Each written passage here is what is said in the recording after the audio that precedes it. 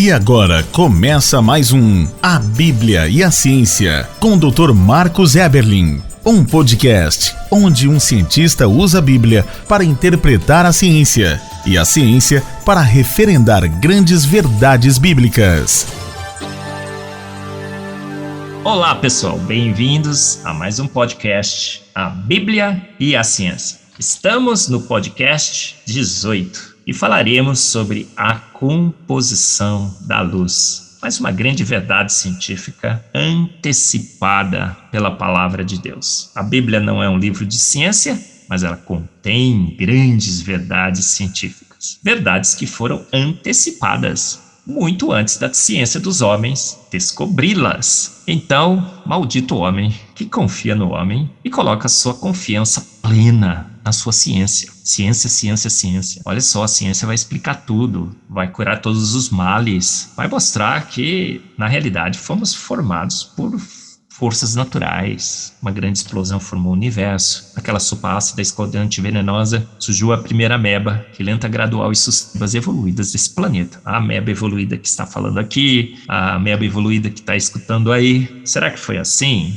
Não. A Bíblia diz que, em Salmos 33:9, ele falou e tudo se fez. Em Gênesis lemos, a Trindade reunida, façamos o homem à nossa imagem e semelhança. E Jesus diz, não lestes que desde o princípio os criou, homem e mulher, macho e fêmea. Magnífico. Grandes verdades científicas antecipadas pela palavra de Deus. E eu, quem sou? Eu sou Marcos Eberlin, professor, pesquisador, escritor, químico, cientista, fervoroso defensor da teoria do design inteligente, mas, sobretudo, um cristão que crê na Bíblia, que entende que a Bíblia é palavra inerrante do nosso Deus. E agora, será que eu sou um outsider da ciência, como alguém um dia disse? Olha, o Marcos é um outsider da ciência. Será que eu sou um dos poucos? Estou fora daquele grande círculo de cientistas ao acreditar na Bíblia, na inerrância da palavra de Deus, que fomos feitos prontos pelo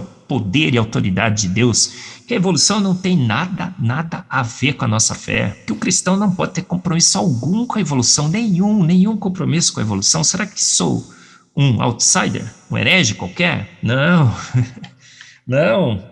Você sabia que os grandes cientistas eram hereges como eu? Crio na palavra? A sua imensa maioria. Os pais da ciência, Boyle, Pascal, Newton, Faraday, homens que criam na Bíblia, criam em Deus, usavam a Bíblia, inclusive, como seu guia na interpretação da ciência. Eu não estou sozinho, estou do lado de grandes homens. Você sabia que 90% dos ganhadores de prêmio Nobel, homens que criam em Deus, ou que creem em Deus, e que continuarão ganhando prêmios Nobel crendo em Deus? Sim, grandes cientistas do presente também creem em Deus.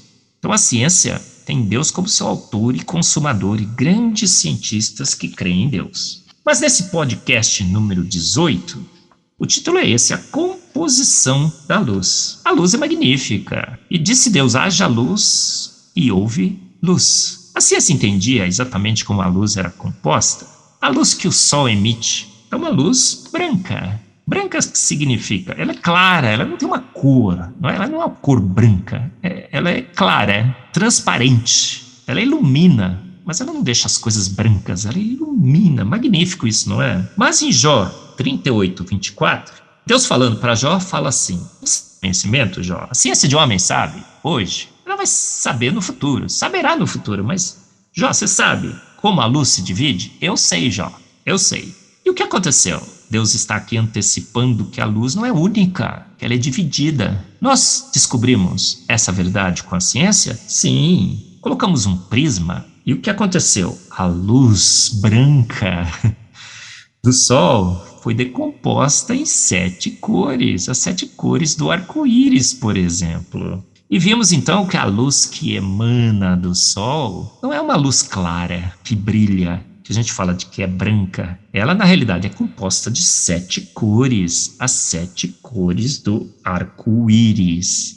Uma grande verdade científica que a Bíblia antecipou. A luz clara que o Sol emite, ela é composta de cores. várias cores, as 7 cores do arco-íris. E por que essa luz é dividida em diferentes cores? Por que o Sol, essa estrela magnífica, a companheira da Terra, porque a Terra é o centro das atenções do universo, não é o Sol, a Terra gira em torno do Sol, sim, mas o centro das atenções do universo é a Terra. Ela não é medíocre, ela não é um ponto pálido, insignificante, perdido na imensidão do universo. Ela é o centro das atenções do universo.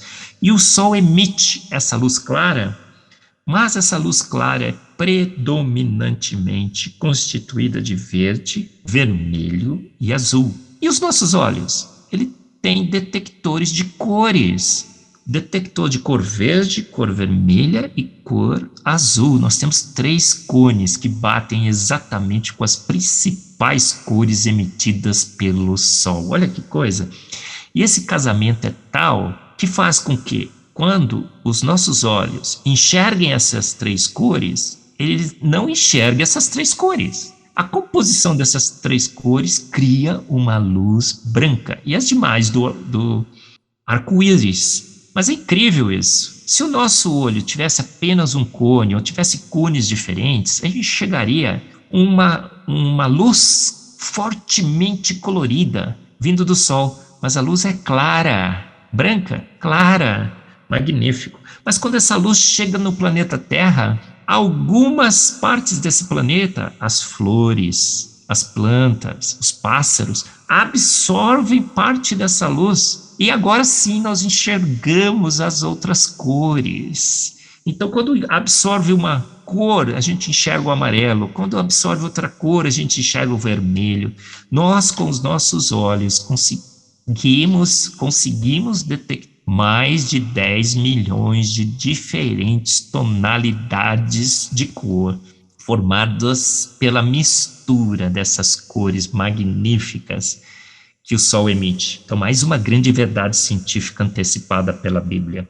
A luz, ela não é única, ela não tem uma única composição, ela se divide sim. Deus está perguntando para Jó.